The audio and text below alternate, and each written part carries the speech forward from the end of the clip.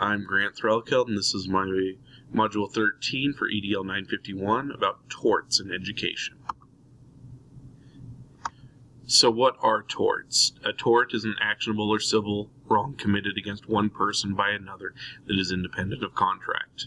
So basically, something was done to somebody else that can result in a lawsuit is what I'm gathering from that. And there are two types of torts.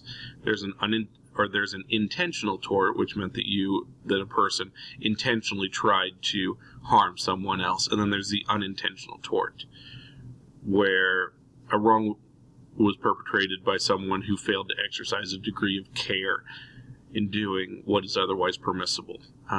This most frequently comes up with negligence, and from what I've been able to gather, it seems like unintentional torts are more common in education. The first case that I'm going to look at is Jane Doe 3 and others versus McLean County District Number 5. And this took a look at a teacher, John White, who was terminated from his job at McLean County District for abusing or harassing students. He later received a job at Thomas Paine Elementary as an elementary teacher that was largely based on the reference letter from the McLean County District. And tragically, similar circumstances happened at his new school. So some of the victims of John White's crime went after the McLean County District Number 5 because they did not know about the previous allegations at his other school and that he had been terminated. So reactively, I would want to look at a hiring freeze and enforcing more policies on appropriate and inappropriate boundaries and looking at placing more adults in the classroom. Just not even giving the opportunity as best we can for incidents to occur. Proactively, I'd want to have at least monthly trainings on boundaries, looking at a twofold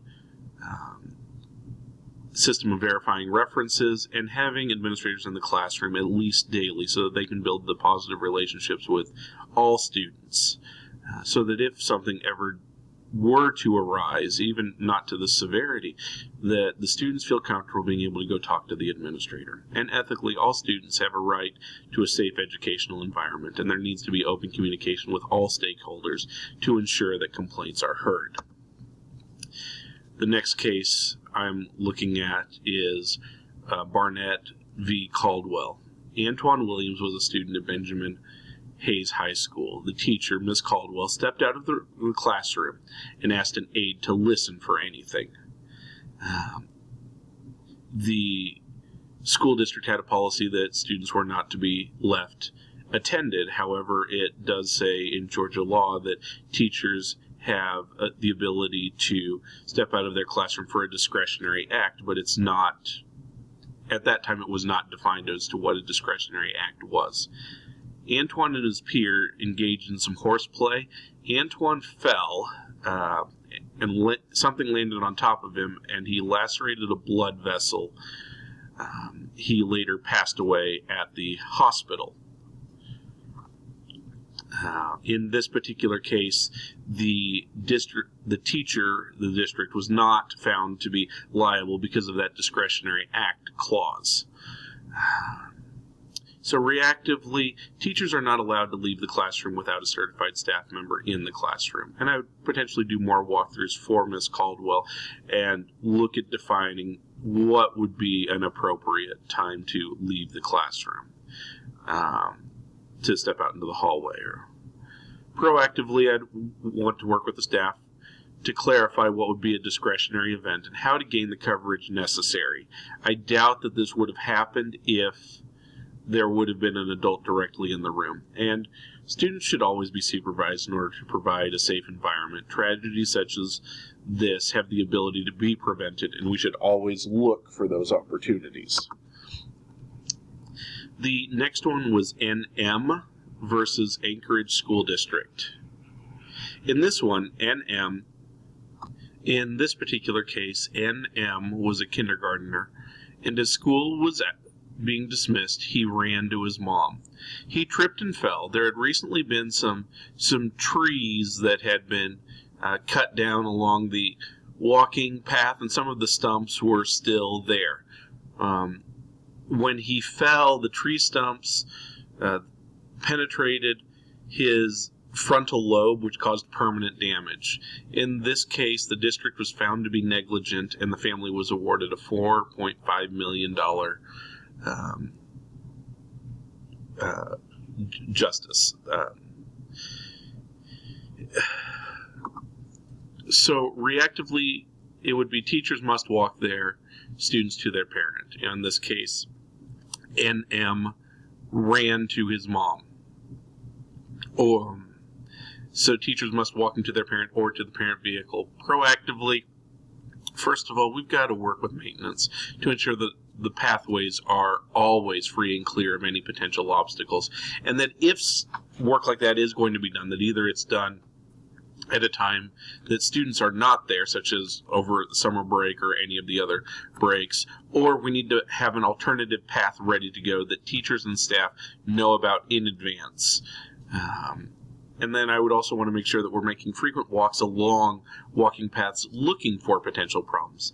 And ethically, students and staff need to have the ability to transport themselves around school grounds safely. The next case is Brodacek versus the Millard School District. In this case, golf was being taught during PE.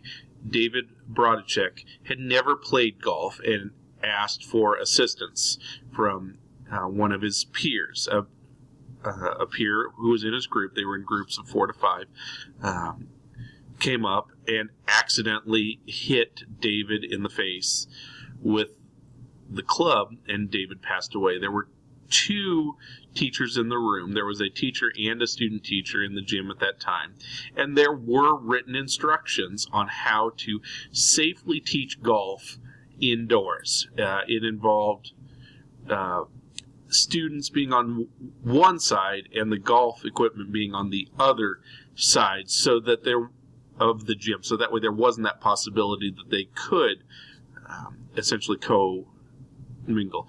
But there was a decision made by the PE teacher and one other teacher not to follow those written directions, the written policies.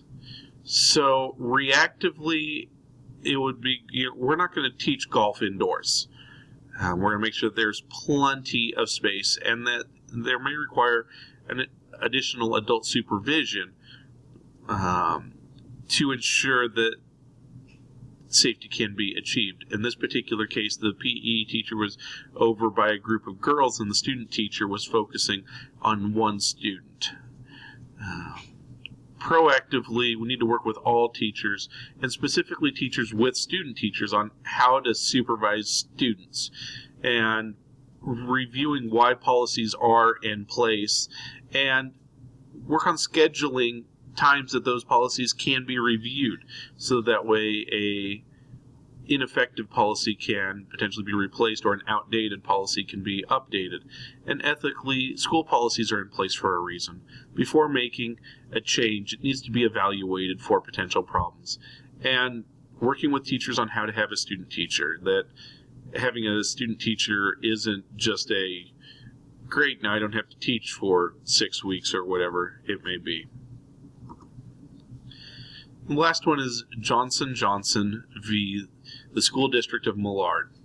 In this case, first grade students were playing London Bridges during music class. Robbie Johnson was a student in the middle. The other 2 students were playing the London Bridge, and they were swinging him in, as Robbie Johnson put it, fast and hard. He was thrown against a piece of furniture and needed 50 stitches. The teacher was not near the students when this happened. She was still in the room, but wasn't close by. So reactively, I'd be looking at the adults in the room and how they were being supervised. I'd probably want to do more walkthroughs and looking at the number of students in each class. Was this that there was just a large class in there, and is that a potential problem? Proactively, I'd want to constantly work with teachers on times to supervise, because although they were playing a fun game during music, they still need to be appropriately supervised. And the implication is given that this was that they hadn't played this game very often, and that if it's a problem for this teacher of being able to get set up for the next class, and maybe we need to look at when her planned periods are and potentially adjust them to best meet her needs if possible. And then teaching the staff to always be looking for what are potential problems in their classroom where a student could get hurt. And ethically, students need to be a place where there's engaging learning happening. However, with greater levels of student engagement, it often requires greater levels of supervision, and students and staff need to be aware of that. And these are my sources. Thank you for watching.